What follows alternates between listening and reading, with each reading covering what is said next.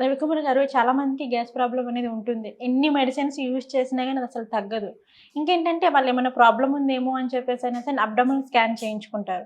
ఆ రిపోర్ట్‌లో కూడా అంతా నార్మల్‌గానే ఉంటుంది. ఎట్లాంటి ప్రాబ్లమ్ ఉండదు. బ్లడ్ టెస్ట్ చేయించుకున్నా గాని ఎట్లాంటి ప్రాబ్లమ్ ఉండదు. But digestion point of view అనేది మాత్రానికి ఇంకా అలానే ఉండిపోతుంది. సో, ఎందుకంటారు? సరిగ్గా ఉండదు డైజెషన్ పాయింట్ ఆఫ్ వ్యూ అనేది. ఎందుకంటారు? రీజన్స్ ఏంటంటారు? ఇప్పుడు వాళ్ళకండి ఆ లైఫ్ స్టైల్‌లో ప్రాబ్లమ్స్ వల్ల వచ్చేదండి డైజెషన్ పాయింట్ ఆఫ్ వ్యూలో. డైజెషన్ పాయింట్ ఆఫ్ వ్యూలో వచ్చేదంటే మాక్సిమం స్మాల్ ఇంటెస్టైన్‌లో కానివ్వండి, పెద్ద పెద్ద ప్రేగుల్లో లార్జ్ ఇంటెస్టైన్‌లో కానివ్వండి, ఏదన్నా డైజెషన్ అబ్జార్ప్షన్ ప్రాబ్లమ్‌లో కానివ్వండి, ఎలిమినేషన్ ప్రాబ్లమ్ ఏదన్నా ఉంటే ఇలాంటి ప్రాబ్లమ్స్ వచ్చే అవకాశం ఉంది. మీకు ఎండోస్కోపీ, కొలనోస్కోపీ చేయించిన వాటిల్లో తెలియలేదనుకోండి. మీకు స్కాన్ చేయించారు, అబ్డామినల్ స్కాన్ చేయించారు. స్కాన్ రిపోర్ట్‌లో పెరిఫెరల్‌గా ఆర్గాన్ ఎలా ఉందో వస్తుందండి. లోపల ఇంకేదైనా ప్రాబ్లమ్ ఉంటే వస్తుంది. ఏంటంటే గ్యాస్ అనేది ఎయిర్ తాలూకా. ఎయిర్ తాలూకా అనేది కనిపించదండి. సో, ఏంటంటే అక్కడ అల్సర్ ఏదన్నా జనరేట్ అయితే గనక మనకి ఎండోస్కోపీ అది వేసినప్పుడు కనిపిస్తుంది.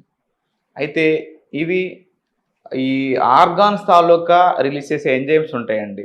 ఇప్పుడు లివరు, గాల్ బ్లాడరు, ప్యాంక్రియాస్ సంబంధించి హెచ్‌సిఎల్ కానివ్వండి, బైల్ కానివ్వండి, సి-పెప్టైడ్ లాంటివి ఇలాంటివి ఎంజైమ్స్ రిలీజ్ చేసినప్పుడు అవి ఎంజైమ్స్ అన్నీ కూడా డైజెషన్ అంటే జీర్ణాశయ గోడలకు వెళ్ళి అక్కడ ఉన్న ఫుడ్‌ని రోటనింగ్ చేసి అవి అబ్జార్ప్షన్ అయ్యి బాడీకి పట్టేదానికి అవకాశం ఉంటుంది.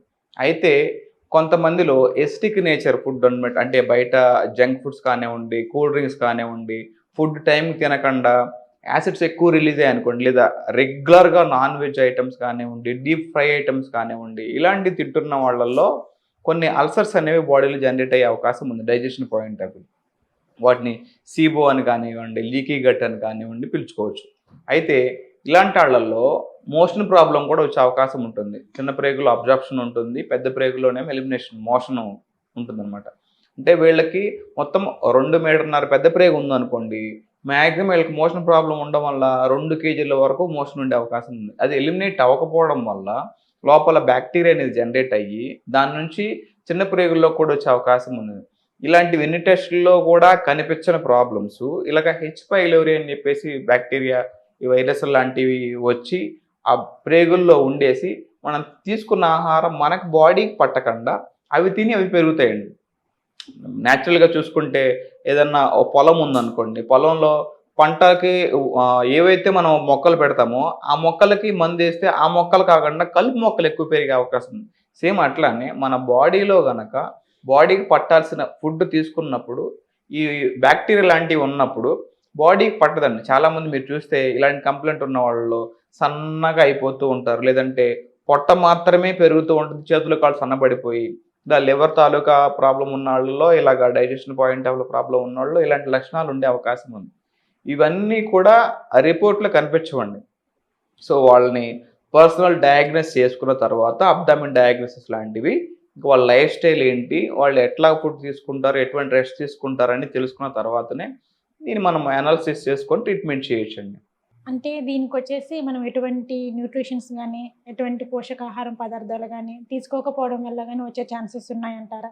దీనికి ఈ సొల్యూషన్‌కి టోటల్‌గా చెక్ పెట్టడానికి ఏమైనా సొల్యూషన్ ఉందంటారా బెస్ట్?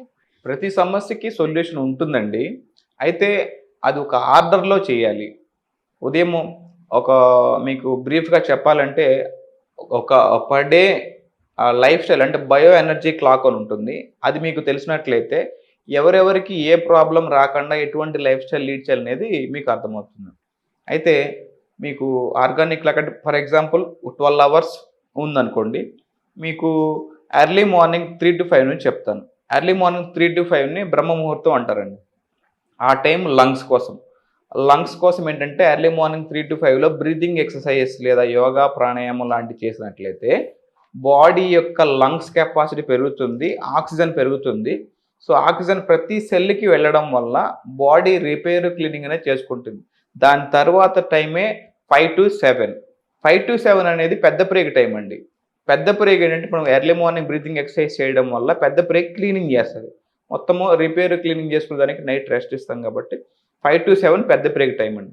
ఆ టైంలో మోషన్ అయినంత ఫ్రీగా మిగిలిన టైంలో అవ్వదు. అట్లానే 7-9 స్టమక్ టైం అండి. ఆ టైంలో ఆకలైనంతగా ఆ టైం దాటితే అవ్వదు.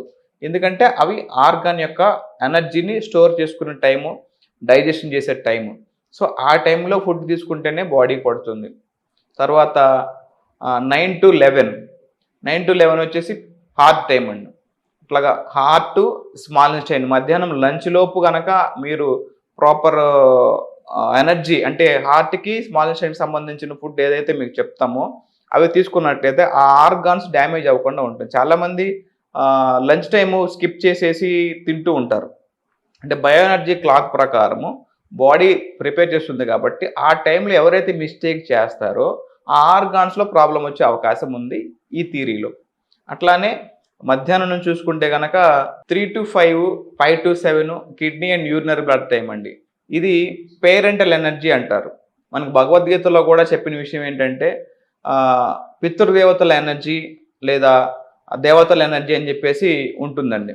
పితృదేవతల యానం అని చెప్పేసి, దేవతాయానం అని చెప్పేసి ఉంటుంది. ఆ వర్డ్స్ మనం ఇక్కడ యూటిలైజ్ చేసుకుంటే కనుక పేరెంటల్ ఎనర్జీ అంటే కిడ్నీ అండ్ యూరినరీ బ్లాడర్ అంటే పేరెంట్స్ నుంచే మనం వస్తాం కాబట్టి అవి ఎనర్జీ స్టోర్ చేసుకునే దానికోసం అని చెప్పేసి ఈవినింగ్ 4 to 6 కనుక మంచి డైజెషన్ పాయింట్ ఆఫ్ వ్యూలో హెల్ప్ అయ్యే ప్రోటీన్ డైట్, మంచి డ్రై ఫ్రూట్స్ లాంటివి తీసుకున్నట్లయితే కనుక కిడ్నీ యొక్క ఎనర్జీ అనేది స్ట్రాంగ్గా ఉంటుంది.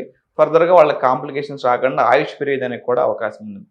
మనకి ఇక్కడ బయో ఎనర్జీ క్లాక్ చూసుకుంటే 5 to 7 kidney and urinary blood చెప్పాం కదండి. 7 to 9 పెరికార్డియం అంటే హార్ట్ పైన లేయర్స్ ఉంటాయండి. పెరికార్డియం, మయోకార్డియం, ఎండోకార్డిక్ లేయర్స్ అని బాడీ యొక్క టెంపరేచర్ని మేనేజ్ చేస్తాయి. ఆ ఎనర్జీ ప్రకారము మన బాడీలో విటమిన్ డి ఎంత లెవెల్ ఉంది, లేదంటే హీట్ ఎక్సెస్ ఉందా, డెఫిషియన్సీ ఉన్నది ఆ టైంలో చూపిస్తుంది.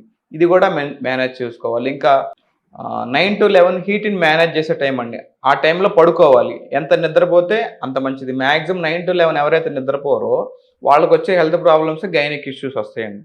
అట్లాగే 11 to 1 అది గాల్ బ్లాడర్ సంబంధించండి. ఆ టైంలో ఎవరైతే నిద్రపోరో వాళ్ళకు కూడా స్కిన్ తాలూకా కానివ్వండి, మైగ్రేన్ కానివ్వండి, సైనస్ కానివ్వండి ఇలాంటి ప్రాబ్లమ్స్ వచ్చే అవకాశం ఉంది. వన్ సైడ్ హెడ్ ఏక్ లాంటివి కానీ. ఇక 1 to 3 వచ్చేసి లివర్ టైం అండి. ఎవరైతే ఎక్కువ నిద్రపోకుండా అప్పటి వరకు వర్క్ చేస్తూ ఉంటారో వాళ్ళకి ఒక రకమైన ఇరిటేషను, చిరాకు, కోపము ఇలాంటి లక్షణాలు వచ్చేస్తాయి. దాంతోపాటు digestion point of view issues కానివ్వండి, నర్వ్స్ తాలూకా కానివ్వండి, మెంటల్ డిసీజులు అన్నీ కూడా వచ్చే అవకాశం ఉంది. ఇంకా స్కిన్ తాలూకా ఇష్యూస్ ఇలాగా ఆర్గాన్స్ని ఈ 12 ఆర్గాన్స్ని 24 అవర్స్గా మేనేజ్ చేసుకున్నప్పుడు మాత్రమే ఈ బాడీ అనేది కంట్రోల్లో ఉంటుందండి. ఎటువంటి టైంలో వీళ్ళు డిస్టర్బెన్స్ చేస్తున్నారు, ఎటువంటి టైంలో వీళ్ళు ఫుడ్ తీసుకోవట్లేదు, రెస్ట్ ఇవ్వాల్సిన టైంలో రెస్ట్ ఇవ్వాలి, ఫుడ్ తీసుకోవాల్సిన టైంలో ఫుడ్ తీసుకోవాలి. ఇలా మిస్టేక్ చేసిన వాళ్ళకే ఈ హెల్త్ ప్రాబ్లమ్స్ అన్నీ వస్తాయండి. హెల్త్ ప్రాబ్లమ్స్ అన్నీ రావడానికి మూలం ఇదే. థ్యాంక్ యూ రవికుమార్ గారు. ఎందుకంటే మన బాడీలో వచ్చేసి డైజెషన్ పాయింట్ ఆఫ్ వ్యూ అనేది చాలా ఇంపార్టెంట్ కాబట్టి సో అది కరెక్ట్గా లేకపోతే మన బాడీలో ఎన్ని ప్రాబ్లమ్స్ వస్తాయన్న దాని గురించి చాలా క్లియర్గా చెప్పారు అండ్ చాలా చక్కగా చెప్పారు. థ్యాంక్ యూ అండి.